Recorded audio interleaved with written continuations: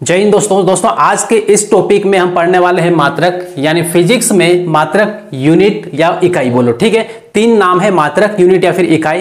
तो यहां पर यदि आपसे ये पूछा जाए कि जो मात्रक है ये क्या होता है, ठीक है, किसे कहते हैं मात्रक, मात्रक कितने प्रकार का होता है, जब इससे जुड़ा हुआ प्रश्न हमारे एग्जाम में पूछते हैं अपन अपने सामने जब आता है तो वो प्रश्न हमारा नंबर काट के ले जाता है, मतलब वो गलत हो जाता है। क्यों? सिंपल सा वर्ड है मात्रक, लेकिन ये शब्द को हम सही तरीके से पहचान नहीं पाते हैं, सही तरीके से समझ नहीं पाते हैं, इसलिए वो क्वेश्चन गलत हो जाता है। ठीक है, बात करते हैं इस पर कि ये जो टॉपिक है मात्रक या फिर फिजिक्स, ये किन किन स्टूडेंट्स को पढ़ना कंपलसरी है, जरूरी है। ठीक है, ये सबसे पहले बात करें नीट और जेईई वाले, बहुत अच्छी तरीके से घोट लेना इसको, ये टॉपिक को, ठीक है, क्योंकि ये टॉपिक पूरी फिजिक्स का बेस है। यदि ये टॉपिक आपने अच्छी तरीके से सीख लिया, आपको आता है तो पूरी फिजिक्स आएगी, और ये नहीं आता है तो फिजिक्स आपको नहीं आएगी। ठीक है, पहली बात तो ये हुई। फिर यहां पर ये देखें कि जो रेलवे के स्टूडेंट्स है, एएलपी वाले या फिर टेक्नीशियन वाले या फिर अप्रेंटिस, ठीक है, उसके बाद में फिर यहां पर देखें जितने भी स्टेट पीसीएस की एग्जाम्स होती है, जैसे एमपीपीएससी ले लो, ठीक है, यूपीपीएससी ले लो, जितनी भी पीएससी की एग्जाम होती है इनमें ये टॉपिक काफी इंपॉर्टेंट होता है, क्योंकि यही टॉपिक से बनता है पूरी फिजिक्स, यहां से स्टार्टिंग होती है फिजिक्स की। ठीक है, चलिए तो यहां पर बिना टाइम वेस्ट किए स्टार्ट करेंगे मात्रक, फिजिक्स में मात्रक क्या होता है। ठीक है, सबसे पहले आपको यहां पे समझना है, परिभाषा केवल सबसे पहले पढ़ के आपको दिखा दूंगा, उसके बाद आपको पूरा क्लियर करूंगा कि हाँ क्या होता है मात्रक, फिर आपको रटने की जरूरत नहीं पड़ेगी। ठीक है, देखो पहले इसकी डेफिनेशन क्या कहती है, इसको देख ले। तो यहां पर यह बोला है कि मात्रक के बारे में कि किसी भी राशि की माप करने के लिए उसी राशि के एक निश्चित परिमाण को मानक मान लिया जाता है। ठीक है, तो कोई भी एक राशि है, उसके माप करने के लिए, उसको मापन के लिए उसी राशि का एक टुकड़ा ले लिया जाता है या फिर उसका एक भाग लेते हैं, मानक मान लिया जाता है, उसको स्टैंडर्ड वैल्यू मान लेते हैं। ठीक है, फिर बोला है और इसे कोई नाम दे दिया जाता है, इसे ही उस राशि का मात्रक कहते हैं। ठीक, अब यहां पे आपको थोड़ा सा समझ में आया होगा, ठीक है, यहां से, लेकिन एकदम पूरा क्लियर नहीं हुआ होगा। ठीक, देखो अब यहां पे समझो कि यहां पे क्या बोला है। यहां पे ये बोला है कि आपके पास सपोज यहां पे इतना सारा, यहां पे ये पूरा एक ढेर लगा रखा है, किसका? सोने का। ठीक है, ये सोना है, सोने के टुकड़े हैं बहुत सारे इस टाइप के ये हैं। ठीक है, या फिर इस तरीके से पूरा पिघला हुआ है सोना, ठीक है, जिसके कोई टुकड़े वगैरह फिलहाल नहीं है, तो इस टाइप का सोना है, और आपको ये बोले कि अब इसका क्या करना है, मापन करना है। ठीक है, तो यहां पर अब मापन करेंगे तो कैसे करेंगे, तो यहां से क्या किया, जो साइंटिस्ट है वो इस वैल्यू को फिक्स करते हैं, डिसाइड करते हैं कि हाँ ये इतना है, इसका मापन ये होगा। ठीक है, यहां से होगा, तो यहां से क्या किया, यहां से इतना इतना टुकड़ा, ये वाला एक टुकड़ा काट के साइंटिस्ट ने, वैज्ञानिक ने ले लिया। ठीक है, अब साइंटिस्ट ने इतना टुकड़ा सोने का काट लिया और इसको यहां पे रख लिया। ठीक है, ये वाला रख लिया, क्या है ये, सोने का क्या है, एक टुकड़ा है, सोने का टुकड़ा, सोने का टुकड़ा, ठीक है, टुकड़ा ये है, तो सोने का टुकड़ा यहां पर ये है, और यहां पे सोने का पूरा क्या है, ढेर है, ढेर, सोने का ढेर। ठीक, ये है। तो अब यहां पे आपको ये बोले कि ये इस पूरे का मापन करें, तो आप मापन नहीं कर पाएंगे। ठीक है, तो क्या किया साइंटिस्ट ने, वैज्ञानिकों ने ये किया कि यहां से एक टुकड़ा लिया और यहां पर रखा।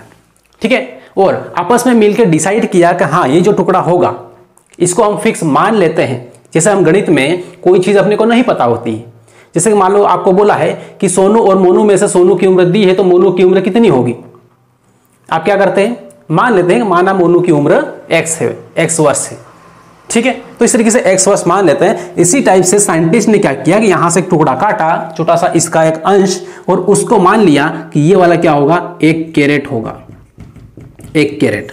ठीक है, मान लिया इतना कि ये 1 कैरेट होगा, या फिर यहां पर जो भी ग्राम में होगा, ग्राम में जो भी है ग्राम। ठीक है, तो इस तरीके से यहां पे 1 कैरेट फिक्स, हम सुनते हैं ना कई बार सोने को तोलते वगैरह, तो उसमें ये 1 कैरेट का है, ये 2 कैरेट का है, इस तरीके से मानते हैं। ठीक है, तो 1 कैरेट यहां पे ये किसने बोला था, किसने बताया, तो ये सारे साइंटिस्ट ने मिल के आपस में डिसीजन लिया, और ये इसको अब किस तरीके से तोला जाए, तो तोलना तो है ही, तोलना है तो उसके लिए एक फिक्स वैल्यू यहां पर ले ली, 1 कैरेट। ठीक है, अब जो भी सोने की वजन वगैरह होगा, उसको तोलना होगा, तो यहां पर 1 कैरेट के हिसाब से यहां पे तोलेंगे, बाकी ग्राम में यहां पे तोल लेंगे। ठीक, तो ये क्या है, स्टैंडर्ड वैल्यू है, ये कैरेट क्या है, कैरेट स्टैंडर्ड वैल्यू है, स्टैंडर्ड वैल्यू। ठीक है, तो स्टैंडर्ड वैल्यू जिसे हम हिंदी में बोलेंगे मानक, क्या बोलेंगे, मानक। ठीक, तो इस तरीके से यहाँ पे साइंटिस्ट ने फिक्स कर दिया, हाँ ये एक मानक है। तो अब यहाँ पे देखो कि यहाँ पे इस पूरे ढेर में इसके ऐसे बहुत सारे अंश हैं, इसके ऐसे बहुत सारे टुकड़े शामिल हैं। तो अब इसके हिसाब से इसको काट के और आराम से गिन लेंगे, आराम से माप कर लेंगे कि हाँ ये 1 कैरेट है। तो टोटल कितने टुकड़े हो गए, मान लो कि 50 टुकड़े हो गए। कितने हैं, 50 टुकड़े हैं। कितने हैं, 1-1 कैरेट के हैं, तो कितना हो जाएगा, 50 कैरेट हो जाएगा। कितना हो जाएगा, 50 कैरेट, इस तरीके से। ठीक, तो ये यहां पर हो गया क्या, कैरेट में, राइट। तो यहां पर आपको बोले कि मात्रक क्या है, तो मात्रक यही है जो सबसे छोटी वाली इकाई होती है किसी भी राशि की। ठीक है, यहां पे एक राशि है, सोना क्या है, एक राशि। ठीक है, इसकी एक टुकड़ा यहां पे ले लिया, तो ये एक क्या है, स्टैंडर्ड वैल्यू है जिसे हम मात्रक कहते हैं, मात्रक। ठीक, तो यहां पे इतना आपको क्लियर हुआ कि मात्रक क्या होता है, यूनिट क्या होता है। मात्रक को यूनिट भी कहते हैं इंग्लिश में, यूनिट। ठीक है, या फिर इसको इकाई बोलो, इकाई। ठीक, तो इस तरीके से यहां पे इसके नाम है। तो अब यहां से यूनिट क्या है, यूनिट किसी भी राशि का एक अंश होता है जिसे स्टैंडर्ड मान लिया जाता है। क्यों, उस राशि के मापन के लिए, और उसे कोई नाम दे देते हैं। नाम क्या दिया, 1 कैरेट दिया। ठीक, इसी टाइप से मान लो से आपको यहां पर ये एक इतना लंबा सा यहां पे क्या है, एक लोहा है। ठीक है, या फिर एक इतनी लंबी छड़ है, कोई टुकड़ा है। अब आपको ये बोले कि इसको आपको इसका मापन करना है, मापन करना है। ठीक है, नाप के दिखाओ इसको। तो आप कैसे नापेंगे, अब उसके लिए क्या किया, उसके लिए यहां पे इसी टुकड़े का एक भाग ले लिया, इतना सा एक भाग ले लिया, और इस टुकड़े को यहां पे रख लिया। ठीक है, ये वाला, तो ये भाग यहां से उठा लिया, काट लिया। और साइंटिस्ट ने यहां पर ये डिसाइड किया कि ये वाला जो टुकड़ा है ना, इतना भाग, इसको अपन मान लेते हैं कि ये 1 मीटर का होगा। ठीक है, मानने के समझने के लिए बता रहा हूं। ठीक है, 1 मीटर का नहीं। तो यहां पे 1 मीटर का मान लिया, 1 मीटर। ठीक है, ये है। और कभी भी आप देखना कि जो लंबाई होती है उसको हम किस में नापते हैं, मीटर में नापते हैं। ठीक है, बहुत छोटा तो फिर सेंटीमीटर में, लेकिन मीटर में। तो इस तरीके से यहां पे ये मीटर है, तो मीटर क्या है, ये मीटर क्या है, मात्रक है। मीटर क्या है, मात्रक है। और यहां पर जो मीटर है ये माना है, ये क्या है, एक स्टैंडर्ड वैल्यू है, ये मानक मान है, मानक है।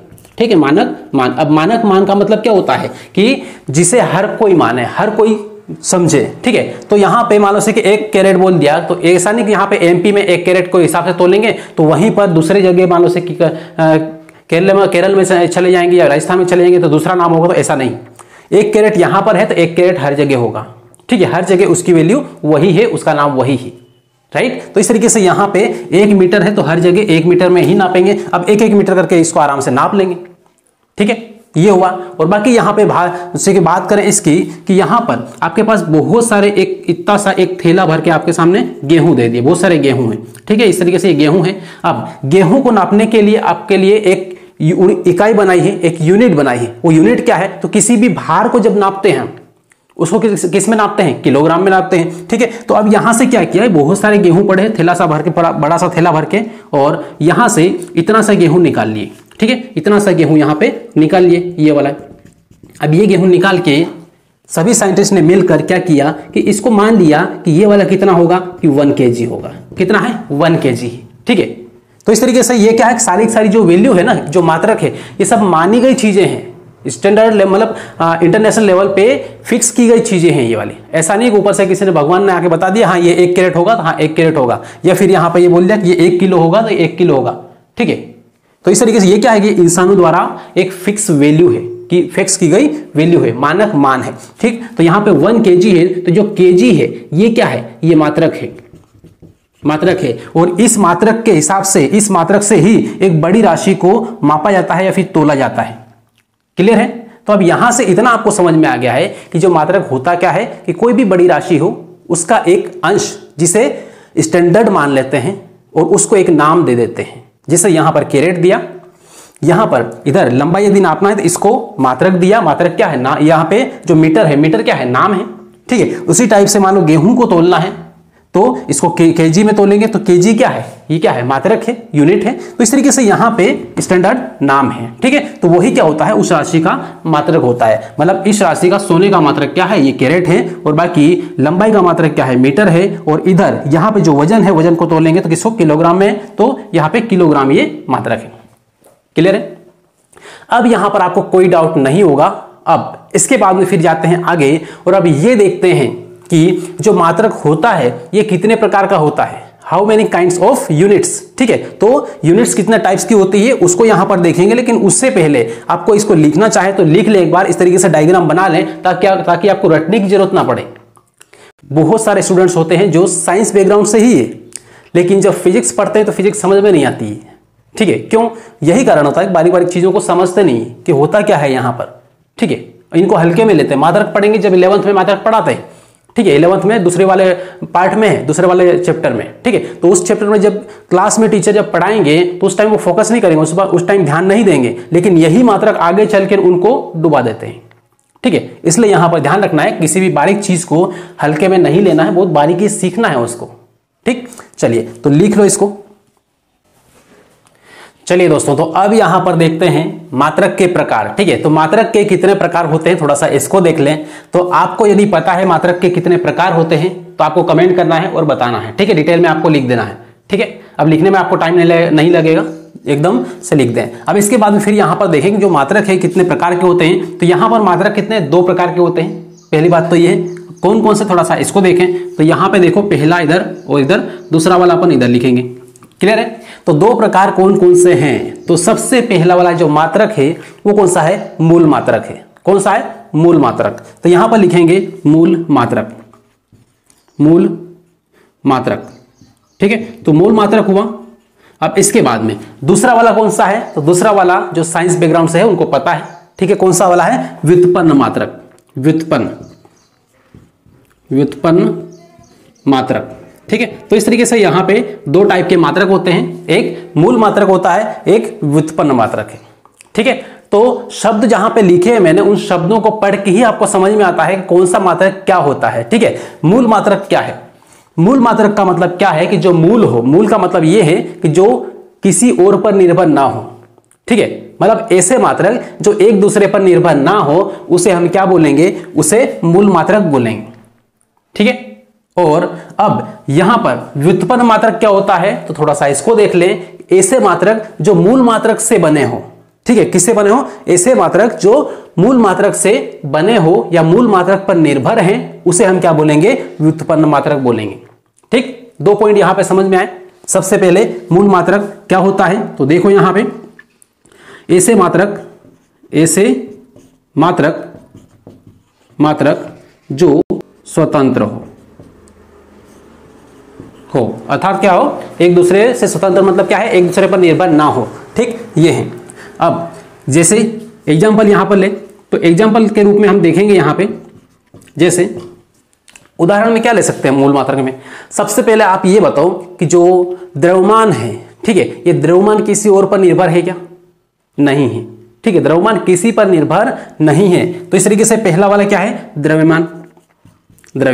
इसके बाद में फिर आप ये बताएं जो टाइम है, ये टाइम किसी पर निर्भर है, ठीक है। समय किसी पर निर्भर है क्या, नहीं है, ठीक है। तो इस तरीके से यहां पे समय, ठीक है, समय, ठीक, इस तरीके से यहां पे ले लिया। अब उसके बाद में फिर यहां पे देख लो तो ताप, ठीक है, ताप हो गया।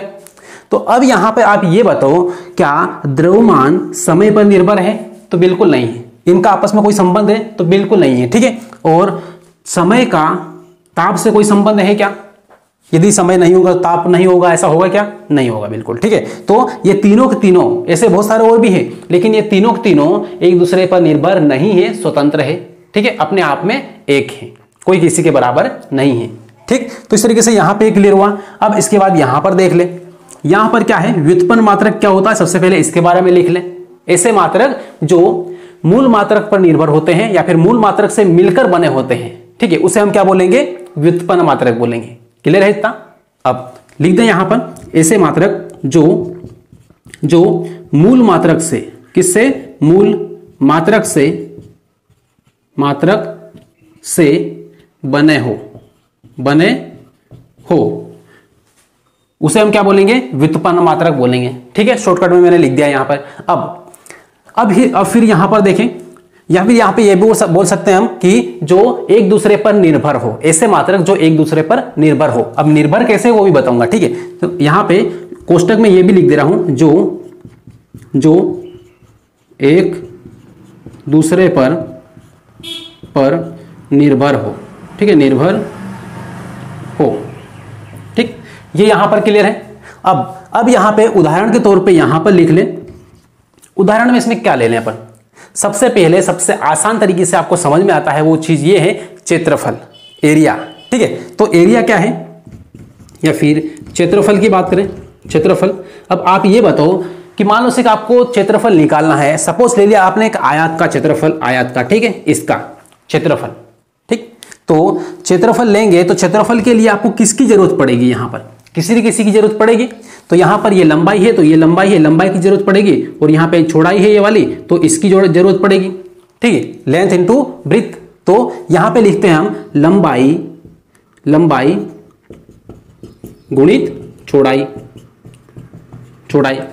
इसका मतलब ये है कि यहां पर लंबाई है और चौड़ाई है, दो मात्रक है, दो मूल मात्रक है यहां पर। ठीक है, हालांकि चौड़ाई को भी उसी से नापते हैं, मीटर में नापते हैं या फिर सेंटीमीटर में नापते हैं, और लंबाई को भी उसी से नापते हैं।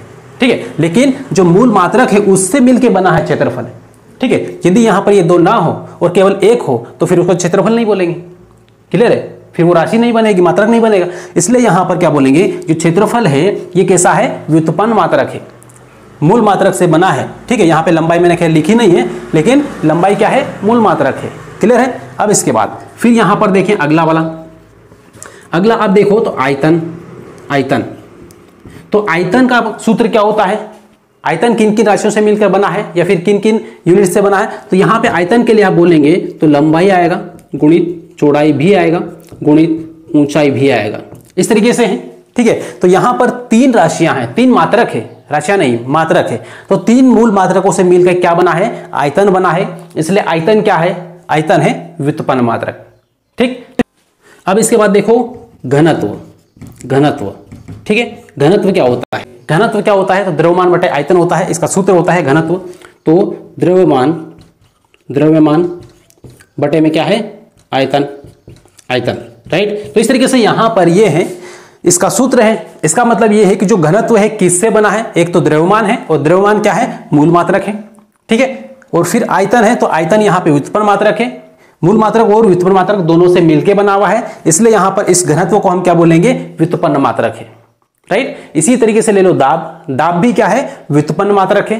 ठीक है, और यहां पर उदाहरण देख ले। ठीक है, गति, चाल, चाल बराबर क्या होता है, सभी को पता है, दूरी बटा समय। ठीक, तो यहां पे दूरी का d और बटे में समय t। ठीक है, दूरी बटा समय। अब दूरी को काई में नापेंगे तो वही है जो लंबाई है, नापेंगे किसमें, मीटर में, या बड़ी बहुत ज्यादा दूरी है तो 100 किलोमीटर में। राइट, तो इस तरीके से यहां पे दूरी बटा समय, ये क्या है, समय भी एक मूल मात्रक है और दूरी यानी लंबाई भी एक मूल मात्रक है। क्लियर है। तो इस तरीके से आपको यहां पे व्युत्पन्न मात्रक बहुत अच्छी तरीके से क्लियर हो गया। ठीक है, क्यों, क्योंकि यहां पर क्या है, ये दूसरों से मिलके बनता है, मूल मात्रकों से मिलके बनता है, व्युत्पन्न मात्रक हो गया, और ये अपने आप में एक अलग ही है। ठीक है, शेर की तरह यहां पे अलग ही रहता है। ठीक है, मूल मात्रक। क्लियर है, तो ये हो गया यहां पे क्लियर। इसमें ऐड कर लो लंबाई। ठीक है, लंबाई। अब इसके बाद में फिर आगे बढ़ते हैं और ये देखते हैं कि जो मात्रक होता है ये, इनकी कितनी पद्धतियां होती है टोटल। ठीक है, ये यूनिट कितने टाइप की होती है ये तो देख लिया हमने, लेकिन इसकी पद्धतियां कितने टाइप की है। ठीक है, सिस्टम ऑफ यूनिट्स कितना है, कितने टाइप्स का है, ठीक, वो देखेंगे। तो पहले इसको यदि लिखना चाहे एक बार तो लिख ले। ठीक है, अदरवाइज इसका स्क्रीनशॉट लेकर रख ले। क्लियर है, चलिए लिख लो इसको। चलिए अब यहां पर समझते हैं अगला वाला पार्ट। नेक्स्ट वो है मात्रक की पद्धतियां, मतलब ये कितना सिस्टम होते, कितने टाइप का सिस्टम होता है। ठीक है, तो पद्धतियां इसकी कितनी है, सबसे पहले ये देख लें। ठीक है, क्वेश्चन इसका भी बनता है कि मात्रक की कितनी पद्धतियां होती है। क्लियर है, तो कितनी होती है, तो यहां पे मैंने लकीर खींच दिया, यहां पे कितने, 4 हैं टोटल, 4 प्रकार की पद्धतियां होती है। राइट, अब कौन कौन सी, थोड़ा सा इसको समझे, थोड़ा सा बारीकी से इसको समझना है। ठीक है, देखो सबसे पहला वाला कौन सा है, तो सबसे पहले यहां पर CGS पद्धति, CGS पद्धति। ठीक है, पद्धति, पद्धति। राइट, अब इसके बाद फिर यहां पर देख ले तो यहां पर आ जाएगा अगला, अगला कौन सा आ जाएगा, FPS पद्धति, पद्धति। राइट, F, अभी पूरा इसके बारे में डिटेल में बताऊंगा, अभी केवल नाम लिख रहा हूं। ठीक है, CGS पद्धति हुआ, FPS पद्धति हुआ। ठीक है, इनका फुल फॉर्म भी बताऊंगा सबके। अब इसके बाद फिर यहां पर देखो तो MKS पद्धति, MKS पद्धति, पद्धति। ठीक है, अब इसके बाद लास्ट में देखो वो सबसे मोस्ट इंपोर्टेंट चीज है, वो है SI पद्धति, SI पद्धति, पद्धति, राइट। यहां पे इतना क्लियर हुआ। अब यहां पर हम बात करते हैं, देखो चारों को अच्छी तरीके से याद कर लेना है कितने प्रकार की होती है पद्धतियां। तो 4 पद्धतियां इसकी होती है, किसकी, मात्रक की, ठीक है। तो कौन सी, सबसे पहली CGS पद्धति, ठीक है, उसके बाद FPS पद्धति और उसके बाद MKS पद्धति और SI पद्धति। क्लियर है। पद्धति को इंग्लिश में बोलते हैं सिस्टम, ठीक। अब यहां पर देखो, अब इसके फुल फॉर्म सबके देखेंगे। तो यहां पर सबसे पहले यहां पे दिया है CGS पद्धति, मतलब यहां पे सेंटीमीटर, ग्राम, यहां पे सेकेंड, ठीक है। तो यहां पे C मतलब होता है सेंटीमीटर और G मतलब होता है ग्राम, और S मतलब होता है सेकेंड, ठीक है। तो इस तरीके से यहां पे इसका फुल फॉर्म है सेंटीमीटर, ग्राम, सेकेंड, राइट, पद्धति। अब इसके बाद फिर यहां पर देखेंगे तो अब इसको देखो, सेंटीमीटर यहां पे क्या मतलब, सेंटीमीटर में इसका मतलब क्या है कि सबसे पहले क्या है, लंबाई है, ठीक है। और बाद वाला क्या है, किसी भी भार को नापने के लिए, तोलने के लिए होता है, तो ग्राम में नापे, ठीक है। इधर किलोग्राम में भी आएगा। अब इसके बाद टाइम को सेकेंड में अपन देखेंगे, सेकेंड में नापते हैं, तो सबसे छोटी इकाई क्या है, सेकेंड है, तो इस तरीके से सेकेंड लिखा। तो तीनों का है, लंबाई है, भार का है और यहाँ पे सेकेंड का है, ठीक। अब फिर यहाँ पे इसका देखें तो यहाँ पे F का मतलब होता है फुट, क्या होता है, फुट, ठीक। उसके बाद P का मतलब क्या होता है, पाउंड, और S का मतलब क्या होता है, सेकेंड। S का सभी में सेकेंड ही है, ठीक है। तो इस तरीके से यहाँ पे फुट, पाउंड, सेकेंड, मतलब जो भी है लंबाई है उसको फुट में नापेंगे, और पाउंड जो P है उसको पाउंड में नापेंगे, भार को, ठीक है। और जो टाइम है, टाइम को तो सेकेंड में ही नापेंगे। क्लियर है। तो इस तरीके से फिर आगे देखें तो यहाँ पर MKS पद्धति आ जाओ, ठीक है। अब ये क्या है, तो यहाँ पर M मतलब होता है मीटर, ठीक, क्या होता है, मीटर, ठीक, ये हुआ मीटर। अब इसके बाद K मतलब क्या होता है, kg मतलब किलोग्राम, और S मतलब क्या होता है, सेकेंड, राइट। तो इस तरीके से यहाँ पे ये हुआ मीटर, किलोग्राम, सेकेंड, मतलब जो भी लंबाई होगी उसको मीटर में नापेंगे, जो भी भार होगा उसको किलोग्राम में नापेंगे, ठीक है, और टाइम है उसको सेकेंड में नापेंगे, ठीक। अब इसके बाद फिर यहाँ पे देखो तो जो MKS पद्धति है इसमें क्या बहुत सारी खामियां थी, बहुत सारी दिक्कतें थी, ठीक। इसलिए यहाँ पे इसको मॉडिफाई किया और SI पद्धति में कन्वर्ट कर दिया, ठीक है। जैसे कोई मान लो से बाइक है जो बहुत पुरानी हो गई, लुक पूरा खराब हो चुका है उसका, ठीक है, उसको लुक अलग करने के लिए उसका मॉडिफिकेशन कर देते हैं, ठीक है। जब मॉडिफिकेशन अच्छी तरीके से कर देते हैं तो वो एक नई गाड़ी बन जाती है और अलग ही गाड़ी बन जाती है, राइट। तो इस तरीके से यहाँ पे जो MKS पद्धति है इसमें बहुत सारी दिक्कतें थी, कमियां थी। इन कमियों को दूर करने के लिए इसको बदला किसमें, SI पद्धति में इसको कन्वर्ट कर दिया, राइट। इस तरीके से यहाँ पे ये डेल मैंने बनाया है, ये वाला डेल, त्रिभुज जैसा डेल, ठीक है। डेल का मतलब होता है चेंज करना, चेंजेस, बदलाव, ठीक है। तो ये है। अब यहाँ पे SI का मतलब क्या है, S मतलब होता है स्टैंडर्ड, ठीक है। उसके बाद I का मतलब क्या होता है, तो यहाँ पे इंटरनेशनल। तो ये देख लो इधर नीचे की साइड, D सिस्टम, इंटरनेशनल,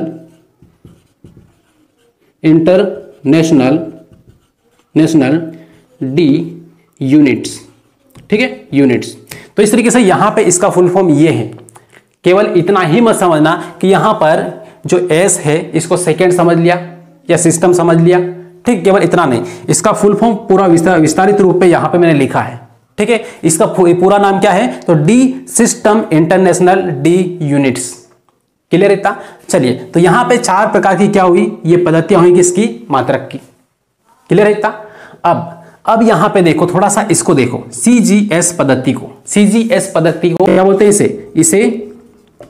इसे फ्रेंच या मेट्रिक पद्धति भी कहते हैं,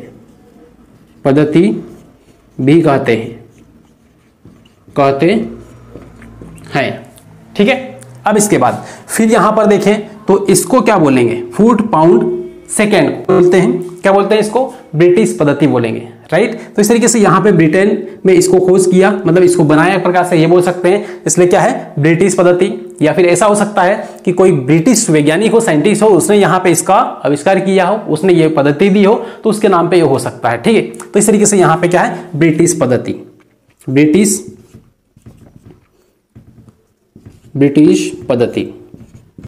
पद्धति, राइट, ये हुआ। अब इसके बाद इनके फुल फॉर्म अच्छी तरीके से याद रखना है, ठीक है। बाकी यहाँ पे इनको किस में नापते हैं, किसको किस तरीके से, मतलब यहाँ पे इकाई का नाम दिया है या फिर एमकेएस पद्धति को किस में कन्वर्ट किया है, इसको ध्यान रखना थोड़ा सा, ठीक है। अब यहाँ पर, अब इसको तो ठीक है, बाकी इसके बारे में डिटेल में दोनों के बारे में बात कर ही ली हमने, ठीक है। बस ये यहाँ पर क्या है, पद्धतियां हैं, बस इसमें इतना ही आपको जानना है, इतना ही समझना है, ठीक है। हमारी जो एग्जाम है उनके लिए उतना ज्यादा इंपॉर्टेंट है, इससे आगे अपने को ज्यादा जाने की जरूरत नहीं है। रखिए एसआई पद्धति जो है ये वाली, इसको थोड़ा सा अच्छी तरीके से डिफाइन करना बहुत जरूरी है, ठीक है, क्योंकि इससे जुड़े हुए प्रश्न काफी पूछते हैं और इसके मात्रक कौन कौन से हैं ये भी पूछ लेते हैं, इसके कितने मात्रक होते हैं ये भी पूछते हैं। तो यहां पर इसके कितने मात्रक है, तो टोटल कितने, 7 मात्रक है। कितने हैं, 7 मूल मात्रक है और बाकी 2 कोण के लिए अलग है, ठीक। तो इस तरीके से टोटल कितने हुए, 9। तो देख लो, इसको सबसे पहले हटा लें, यदि लिखना चाहे तो इसको लिख ले एक बार। चलिए अब यहां पर देखें, अब एसआई पद्धति के बारे में थोड़ा सा जान लें कि यहां पर इसके अंतर्गत कितनी राशियां आती है टोटल, ठीक है। तो यहां पर एसआई पद्धति के अंतर्गत टोटल कितनी राशियां आएंगी, 9 राशियां आएंगी, ठीक है। 9 राशियां, ठीक है। अब वो 9 राशियां कौन कौन सी, थोड़ा सा इसको देख ले। तो यहां पर राशियां हैं और इधर इन राशियों के मात्रक है, मतलब एसआई मात्रक है, ठीक। उसके बाद इनके संकेत है, किससे इसको डिनोट करेंगे, ठीक ठीक। यहां पे देखो, अब मूल राशियां हैं और यहां पे है पूरक राशियां, ठीक। जो एसआई पद्धति है इसमें 2 प्रकार की राशियां हैं, एक तो मूल राशियां हैं और एक पूरक राशियां हैं, क्लियर रहता। अब कौन कौन सी मूल राशियां इसको देखो तो लंबाई, द्रव्यमान, उसके बाद में समय, ताप, ज्योति तीव्रता और धारा। यहाँ पे धारा लिखा, मतलब धारा है, ठीक है। धारा, पदार्थ की मात्रा, ये क्या है, ये 7 क्या है, ये मूल राशियां हैं। मूल राशियों का मतलब समझाया अभी थोड़ी देर पहले मैंने, ठीक है। जो एक दूसरे से स्वतंत्र हो, एक दूसरे पर निर्भर ना हो, वो क्या है, मूल राशियां। तो एसआई पद्धति में मूल राशियां कितनी है, 7 है, ठीक है। तो इस तरीके से ये जो 9 है इनको तोड़ दो तो 7 क्या है, 7 मूल है, मूल राशियां हैं और बाकी 2 क्या है, पूरक राशि है, पूरक, ठीक। इस तरीके से है। अब पूरक यहाँ पे राशि, ठीक है, पूरक राशि या पूरक मात्रक यहाँ पे बोलेंगे। पूरक क्या है, राशि लिख दो, राशि, ये राशि। अब पूरक राशि में कौन सा आएगा, सबसे पहले कोण आएगा, ठीक है। अब कोण, उसके बाद फिर क्या है, घन कोण। कोण 2 प्रकार के हैं, एक कोण है सिंपल समतल कोण और उसके बाद में घन कोण, ठीक है। अब यहां पर ये देख ले कि जो लंबाई है इसको मीटर में, इसका एसआई मात्रक क्या है, एसआई मात्रक यहाँ पे मीटर है, किसका, लंबाई का। इसका संकेत क्या है, एम है, स्मॉल एम, राइट। फिर द्रव्यमान है, द्रव्यमान का एसआई मात्रक है किलोग्राम और इसका संकेत क्या है, केजी है।